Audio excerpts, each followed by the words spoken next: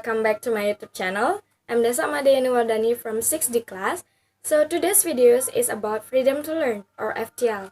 First of all, freedom to learn is a learning process in which children have a freedom to develop creativity and acquiring knowledge or their own way in learning with teacher supervision. So in here, teacher will not too much interview the children. However, there are 5 rules of parents to promote freedom to learn, and also there are 5 rules of teacher to promote it as well.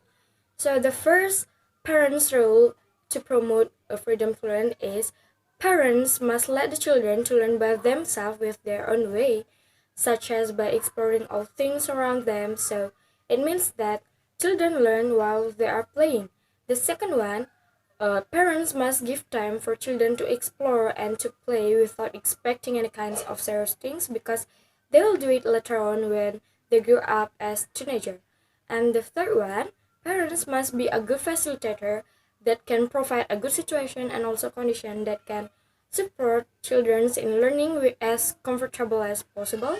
And the fourth one, parents as equal cultural entities, which means that parents will not let the children to learn theories, real life instead.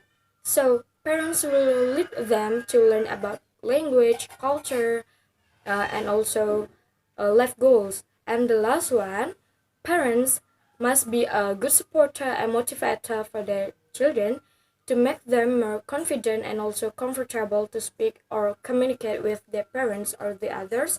And parents must support their passion and avoid grading them. The first role of teacher to promote freedom to learn is, first, teacher must provide a comfortable environment or atmosphere for the students' learning process. The second one, teacher have to provide an interesting learning method, variation, and also interesting way to teach the students.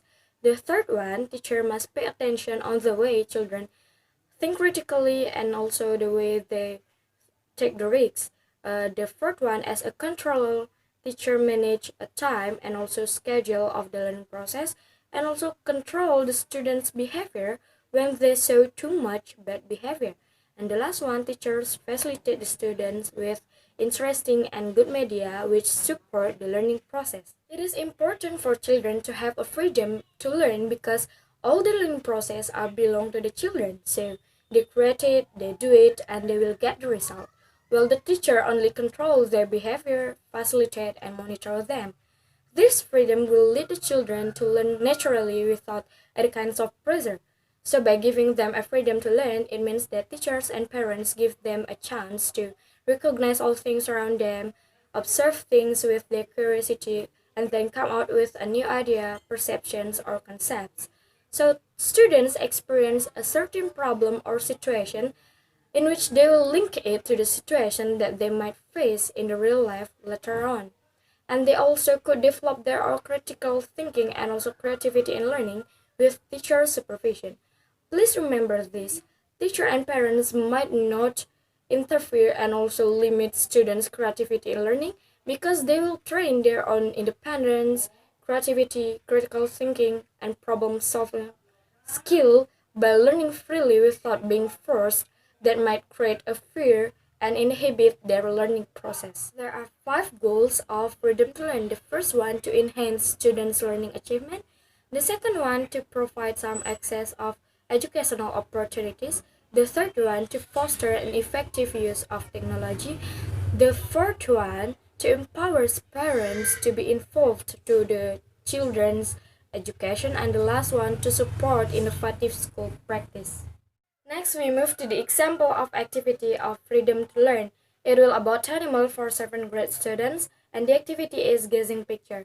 So firstly, if it is possible, teacher will let the children go to the zoo and let them to observe what kinds of animals are there, its name and its characteristics. While if it is not possible to bring them to the zoo, teacher could show several pictures or flashcards about animals and short explanation about its characteristics. Then teacher will teach how to pronounce the words which is about characteristics of animals, and then children will repeat it after the teacher. Next, teacher will ask the students to make group consist of 4 until 5 students, and give them random picture about animal and ask them to match them with the suitable characteristics of the animal, and they will have 15 minutes for the discussion. After 15 minutes, one group will show an animal picture to the other group and let them to guess what characteristics that indicates the picture and so on. And the other groups who can guess it will speak the words out loud to make sure they pronounce the words correctly. In here, children learn through guessing game and develop their critical thinking and memorization skill after recognizing the characteristics of animal from the observation in the zoo or what the teacher have taught them. So that's all about my video today. Thank you for watching. Don't forget to like and subscribe my YouTube channel. See you in my next video. Thank you.